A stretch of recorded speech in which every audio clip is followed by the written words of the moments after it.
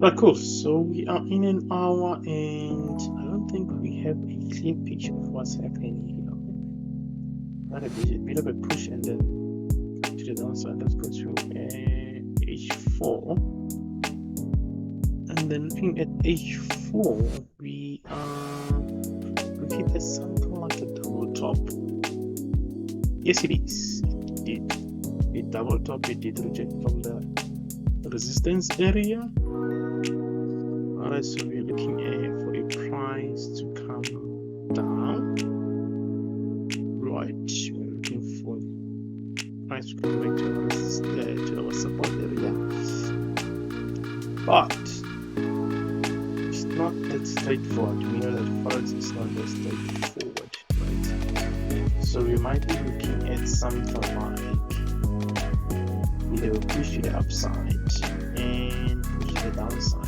But before we try to look for a signal, let's look at the trend, let's look at higher time trend, let's look at what are we looking for? Are we looking for a buy or looking for a double top on its own out of nowhere is not enough. Let's check a higher time frame. Let's go further. Let's go to a daily time frame. Right, see a nice double top. Let's look at a trend that was broken. Right, so normally I use this middle touch to confirm that the trend has indeed changed. So we can have a look here, and we noticed that there was a rejection and then a bit of fake out came back, a confirmation of a fake out. So look at what it did, it broke and came back. So it shows that we are still in this high probability that we might have to resume the downtrend from the day's analysis. So let's look at the weekly time frame analysis. What do we have in the weekly? Nothing much from the weekly, nothing much. But if I use the trending analysis that I like to use, middle touch. At this middle touch, we are not even there yet, so we still in the space on this, right? We haven't fully changed the direction. Let's go one more. Let's get more aggressive. Let's go one more with the monthly time frame. What do we see here? We see a breakout. Let's see. Still looking for that. Yes, we see a breakout, which is here. This was the support, broke the support and pushed up. Look at now, what is it doing? Struggling to break. It's struggling to break this resistance. It's playing around. So you might be looking for a price to push to the downside. To push into the downside. So daily time frame, weekly time frame, the monthly time frame, they are giving us opportunity to look for the sell. They're giving us the sell signal, right? So now we need to go further. Let's go back further to our time frame. So let's remove this. This was from the monthly, right? So this is our range, some range from 4 hours. So but now from an out point of view, which means if we're to look for the cells, this will be our target, right? But selling here, that will mean that our stop loss will be almost the same as our target, which is bad. Which is very, very bad. We're looking for at least 1 to 2, 1 to 3. So, but nothing to pay, right? We got to look at, are we clean this week? We've got no news events. Let's double check that. I'll go to our calendar here. What do we have that is euro related? We've got the CPI.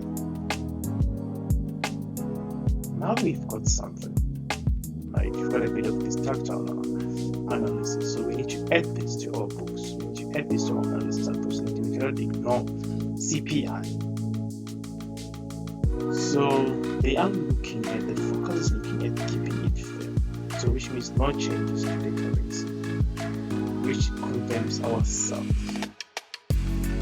but we know how Forex works. 15 minutes before the result, the market reacts.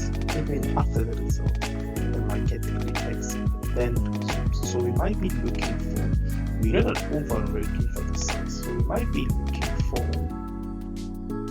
a price to push to the upside, then give us the perfect sell, which is good, which now gives us a discount, right? Gives us a discount and a good risk to reward, right? And obviously looking at Forex, Forex obviously it won't give you a clean. Sometimes it does, but it's not always going to give you a clean touch, right? You might be looking at something like a push, a break, a bit of a break, and then push to the downside. But when you have something like this, once it pushes, right, we wait for a news event. Once the news event comes out, then we enter based on what the news are telling us. Now, if the news keeps it steady, we are looking for the results. So we might wait for an engulfing candle to give us a signal to say, okay, now we are about to sell. So allow the price to break, allow the price to react to the results before entering. Unless if the results are in your favor, unless you start seeing USD dropping, because our analysts are saying we are looking for the sales. And if after news, then you start seeing USD dropping, then you can enter. So yeah, let's wait for the news on Tuesday, and we are looking for the results.